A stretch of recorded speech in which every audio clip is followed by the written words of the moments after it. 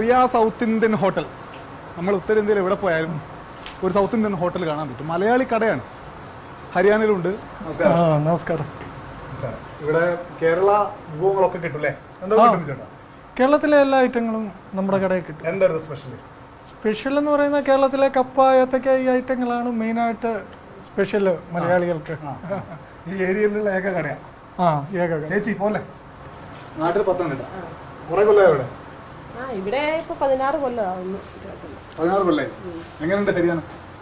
നമുക്ക് ഇഷ്ടപ്പെട്ടു, അതുകൊണ്ട് അവിടെ നിൽക്കുന്നത്. അച്ചപ്പൊക്കെ നന്നായിട്ട് ആൾക്കാർ വാങ്ങോ? വാങ്ങും.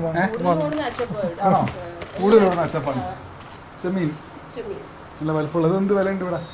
400 രൂപ. വിജയുടെ വേണ്ടി പട്ടാളത്തിലല്ലേനോ? ആയിരുന്നു.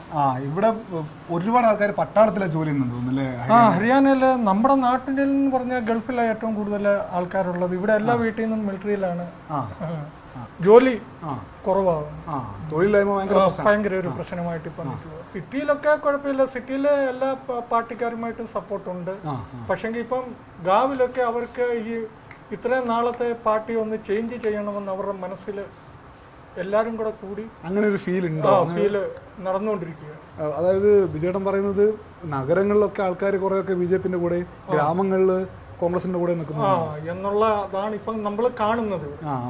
അവര് ഗ്രാമത്തിലെ പഞ്ചായത്തിന്റെ തലവനാണ് പറയുന്നത് ഇന്നയാൾക്ക് വോട്ട് കൊടുക്കണം. അപ്പൊ അവിടുത്തെ ചർച്ച ഇപ്പം നമുക്കിപ്പം 10 വർഷം കൊണ്ട് ഈ സർക്കാർ നടക്കുന്നു, നമുക്ക് ഈ പ്രാവശ്യം ഇവരെ ഒന്ന് ചേഞ്ച് ചെയ്ത് നോക്കാമെന്നാണ്. അങ്ങനെ പൊതു ചർച്ച ഗ്രാമങ്ങളിലുണ്ട്. അതൊരു വളരെ പ്രധാനപ്പെട്ട കാര്യം. കടകളിലാണെങ്കിലും കടക്കാരാണെങ്കിലും എല്ലാരും പറയുന്നത് ഈ BJP സർക്കാർ വന്നത് കാണുന്നത് എല്ലാവർക്കും ബുദ്ധിമുട്ടല്ലേ. ഇപ്പം കടക്കാർക്കും എല്ലാവർക്കും നഷ്ടമാണ്. ഇപ്പോഴും ഇവിടെ കർഷക സമരം ആളിക്കത്തിക്കൊണ്ടിരിക്കുക. എല്ലാവരും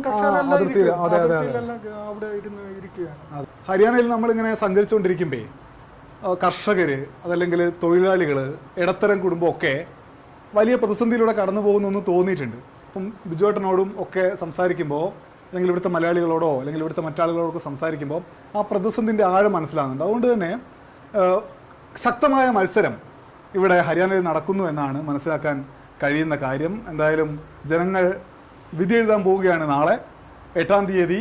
അതിൻ്റെ ഫലം നമുക്കറിയാൻ കഴിയും. ഹരിയാന ആർക്കൊപ്പം എന്നത് എന്തുകൊണ്ട് മാറ്റമില്ലെങ്കിൽ അതെന്തുകൊണ്ട്? ഹിസാറിൽ നിന്ന് ജിഷ്ണു ബാലകൃഷ്ണനൊപ്പം അനൂപ് ദാസ്, മാതൃഭൂമി ന്യൂസ്.